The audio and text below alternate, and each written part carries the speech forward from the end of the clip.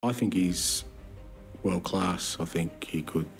손흥민에 대한 기대감이 높은 토트넘 감독인데요. 뉴캐슬과의 일전을 앞둔 상황. 토트넘에는 좋지 못한 기억이 있었죠. 지난 시즌 4위를 두고 경쟁하던 뉴캐슬과 토트넘. 승점 6점짜리 경기이자 치열한 승부가 예상되었지만 6대1이라는 최악의 패배를 당하며 모든 희망이 사라졌고 토트넘은 유럽 대항전 진출에도 실패합니다. 최근 TNT 스포츠와 인터뷰했던 손흥민 역시 과거를 생각하며 오늘 경기에 어려움을 토로했는데요.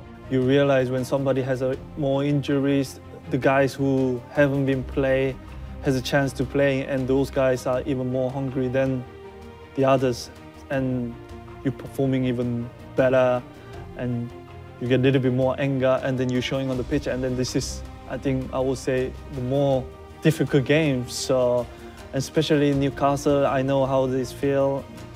Been a few times there, so the atmosphere, the fans are fantastic, and so it will be a very, very difficult game. 손흥민의 예측처럼 전반전 토트넘은 고전했는데요. 손흥민의 대지를 가르며 휘어들어오는 환상적인 패스가 있었지만 결정적인 장면은 나오지 않았고 팽팽하게 진행되었죠. 그런데 모든 것이 바뀔 수 있는 심상치 않은 분위기가 감지되더니 토트넘 입장에서는 순식간에 2실점을 하게 되었는데요. 뉴캐슬이 수비 지역에서 걷어낸 볼을 우도기가 제대로 막지 못한 채 넘어지더니 최근 폼이 좋은 이삭에게 오픈 찬스를 허용하고 반더벤이 빠르게 이삭을 막으러 전진했지만 속임 동작에 그대로 넘어지며 실점을 허용하게 됩니다. 리플레이가 재생되는 순간 포로가 수비지역 깊숙하게 건네주는 패스가 하필이면 고딘에게 연결되며 반더벤과 1대1 상황을 맞이했는데요. 이번에도 고딘의 방향 전환에 그대로 무게중심을 잃은 채 넘어지는 반더벤입니다. 이삭에 이어 고딘까지 반더벤은 총 2번의 악몽 같은 순간을 겪게 되었네요. BBC에서는 이 상황을 살짝 비꼬며 미키 반대 벤이 롤러 블레이드를 신은 것 같네요 라고 말합니다.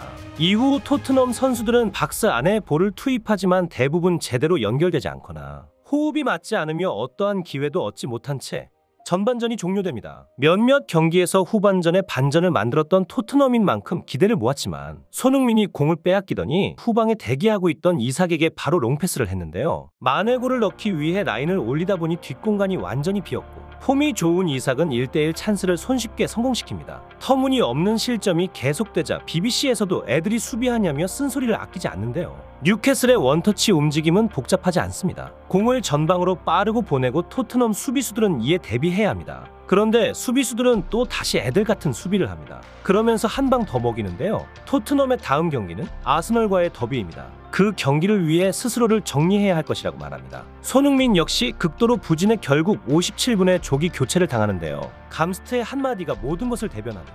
느끼시면 그렇게 될 수도 있겠죠. 근데 최근 몇 경기 볼 터치가 뭔가 안 좋아진 느낌이야. 내 생각이야. 무기력한 경기는 결국 토트넘의 완패로 끝이 나고 다득점에 밀려 5위로 다시 내려앉고 맙니다. 현지 팬들 반응도 좋지 못했는데요. 손흥민은 오늘 정말 끔찍했어요. 손흥민은 스트라이커 위치에서 뛰면 안 돼요. 간단하죠. 스트라이커의 스쿼드 깊이 부족은 끔찍합니다. 이삭은 진짜 스트라이커가 어떤 차이를 만들 수 있는지 보여줬어요. 지난 몇 경기에서 너무 지쳐서 효율적이지 못한 손흥민은 확실히 휴식이 필요했어요. 히샬리송도 출전할 수 없어 아쉽습니다. 다른 스트라이커를 투입하지 않았음에도 감독이 손흥민을 빼는 것이 다행일 정도네요. 손흥민의 패스는 터무니없었습니다. 베르너를 싫어하는 것이 유행인 건 알지만 우도기, 반대 벤, 비수마, 메디슨, 손흥민이 모두들 더 나쁜 경기를 하고 있다고 봐요. 솔직히 쿨루셉스키가 중앙에 나와서 체력을 보강하고 잠재력을 보여줘서 우리가 계속 볼 소유에 있어 괴롭힘을 당하지 않도록 해야 한다고 생각해요. 또한 손흥민을 다시 윙 지역으로 내보낼 필요가 있습니다.